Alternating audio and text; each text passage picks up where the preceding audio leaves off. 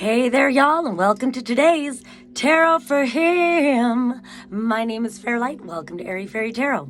And I just want to say, this message is really for anybody. It's a tarot for him just to kind of open up our masculine sides. And so however you resonate with this, it's for you, but it's just something cute to call it. So, but it's interesting that it is tarot for him and it's opening our masculine side, because that's what the message is about today. I've been using these oracle cards lately. I don't know, I'll get more oracle cards, I guess, along with the tarot, but it's all about being cracked wide open and your vulnerability leaking out. Literally your vulnerability leaking out. But it's so beautiful and it's so interesting too. I did an oracle reading the other day with these cards, and both of these cards came out. And I'll just say, like, I was shuffling, and these three just all flew out today. So let me break it down a little bit. It feels that we are emerging through a portal, and that portal is our bodies. That portal is our heart space, and we're needing to face the pain. We're needing to face the trauma. We're needing to face all of the things that we have been squishing down, and we're evolving, and we are aligning, and we are attuning, and we are connecting to something deeper in the universe and within ourselves than maybe previously we had access to. And really the thing blocking that access was all the bullshit programming in our mind that blocked our throats, that blocked our hearts, that blocked us all the way down and kept us in, consume, buy, and fuck. Pretty much. So now we're coming into our vulnerability. Now we're coming into and what I'm hearing is sensibility. So it's interesting, trusting the senses, and instead of being led away from our bodies, coming back into our bodies, using breath work, coming into our hearts, and getting into the truth of it. So what I love about all of this. It's hard to focus on just one card because they're all giving a message. But I like this card is called Listening. And it feels like the universe is listening. And the more you cry, the more you're crying out to the universe, the more you're putting out a request, or not even so much that. It's more like a frequency. It's a vibration, again, of vulnerability. And so what I love is these spirals. There's spirals going in and out. And so it's like there's this conversation happening with the divine universal light within as well as without. Again, it's all rippling in and out. It's like a breath. and what I love, that there's an awareness to this light that I feel, that again, it's like listening. And so it's like we're receiving our own downloads, but we're also vibrating out. And so we're sending out what we need to come back to. And what's so beautiful is that as this is demonstrated in these cards, then we've also got this Ace of Swords and this Four of Swords. A lot of swords today. Well, 3 swords today. But I fucking love this, because this is all about the meditation. So this is so much about that, going into the heart space, going into that portal of the heart space. And what I love too is that this kind of looks like an eye. I mean, I feel like the portal, the gateway, is like a womb emerging from the womb, but it's also like an eye, opening your eye. It's all different portals, I don't know. But ultimately, so there's this Ace of Swords. And I always look at aces as opportunities. And in this instance, it's about living a more authentic life. But is it even that? That feels a little too impersonal. It being in your authenticity, being in the moment more authentically, in your body, in your heart space, not so much being here, but being here. So much of that, and it's so funny because normally the swords cards are so much about here. It's about the thoughts that we think, the messages we receive, the messages we send, and all of that. And I love that there's such a physical component, bringing it into that space of being, not always doing, and refining that, because the Four of Swords is a card of rest.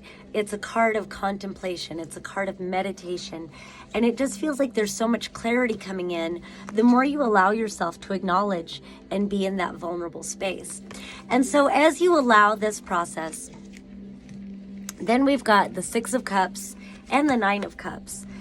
And I fucking love this because this, you know, it can be like a soulmate, but I just feel like it's all about nourishing you. And I almost get like they want the Six of Cups this time to be more like the Six of Pentacles, only emotionally. So it's like with the Six of Pentacles, it's like somebody is giving. There's help.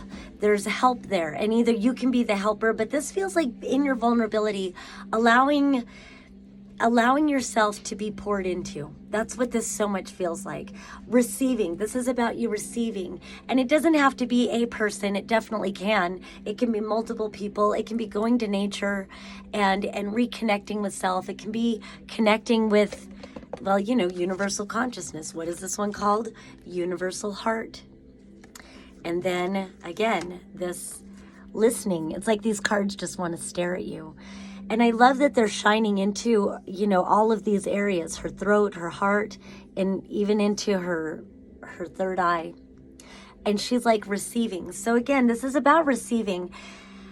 And it feels like connecting with something in your childhood maybe. So maybe traumas are surfacing. Well, definitely with all these cards.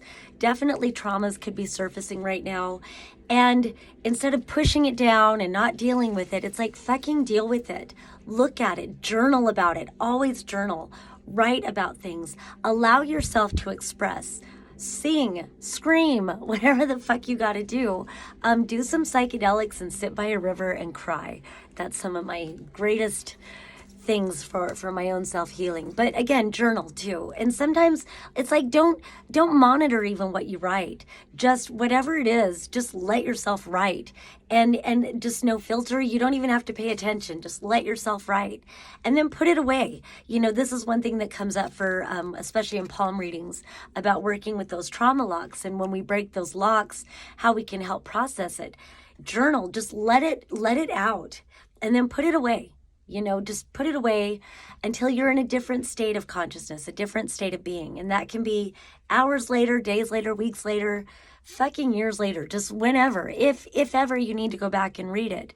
But if you do, you can go back and read it and just, you know, be more open with yourself and be more objective and be like, some of these things are, again, programmed beliefs, very limiting, you know, paradigms of thought control.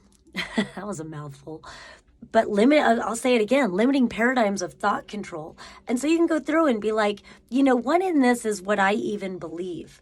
Because a lot of times judgments will come through. What about this do I even believe?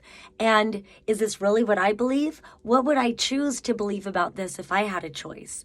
And then once you recognize, if I had a choice, well, that's what you believe. And if you're feeling like you can't choose what you believe, then that's where the mind fucks are. That's where the frequency control, the mind control, the spirit control, the bodily control.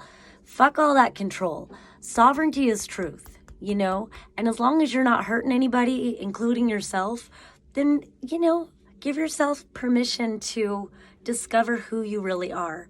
And I feel like that's where we get to. And so it's like, fill your own cup, allow your cup to be filled. And I'm feeling like the more you allow yourself to be vulnerable, the more you're going to receive, the more is going to come in to nourish you. And allow yourself to be nourished. And if it's not nourishing, don't do it. And if you need to say no to people, I'm feeling a lot of sacral. So it feels like a lot of stuck sexual energy, a lot of beliefs surrounding your body, surrounding your sexuality, surrounding all of these things. Just bring love into yourself, man, and just let yourself be and allow the judgments to fly away, you know? What would I choose to believe if I had a choice? Well, you really do. Whose fucking permission do you need? And then whose permission you need and who benefits from that? Are people benefiting from having you be an obedient, you know, slave to spirituality or slave to paradigms of thinking or whatever the fuck? So again, it's like this nourishing, again, it feels like healing these childhood wounds, these childhood traumas, and then receiving. The Nine of Cups is called happiness in some decks. It's called wish fulfillment in other decks.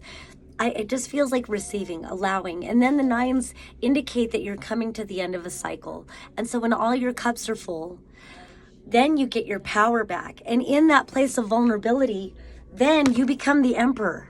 Motherfucker, you become the emperor. And this is true, aligned, healthy, divine, masculine energy. So I love that this is the tarot for him, because it's like, isn't that beautiful? And you had all of those swords. And I didn't even see this 8. This was hiding underneath this Knight of Swords. So again, all these swords. So this is where you start coming forth with the truth of who you are, the strength of who you are, the love of who you are. And then you've got 2 8s, the 8 of Wands and the 8 of Pentacles. And so it feels like very quickly you will begin manifesting a life, a reality based on who you are as an all-powerful, empowered creator being. And I feel like what they're saying is seek to empower others, thrive to empower others. And I love that the word thrive came in there. Thriving while empowering. That's the new divine masculine template. And be creative and just love, love, love, baby. And yeah, like I said, very, very quickly. I like that. Very quickly. I feel like, and I don't usually like to talk about prayer just because it's almost like a trigger word, but in light of this, the truth of who you are, what you're sending out to the universe and what the universe is sending to you, receiving all of that. And so in that being a prayer, just coming from your heart space, soon, very soon, your prayers are answered. And again, you manifest the reality that's most authentic for you. All right, that's a long one today. So I'm going to let that go. Love and peace until next time.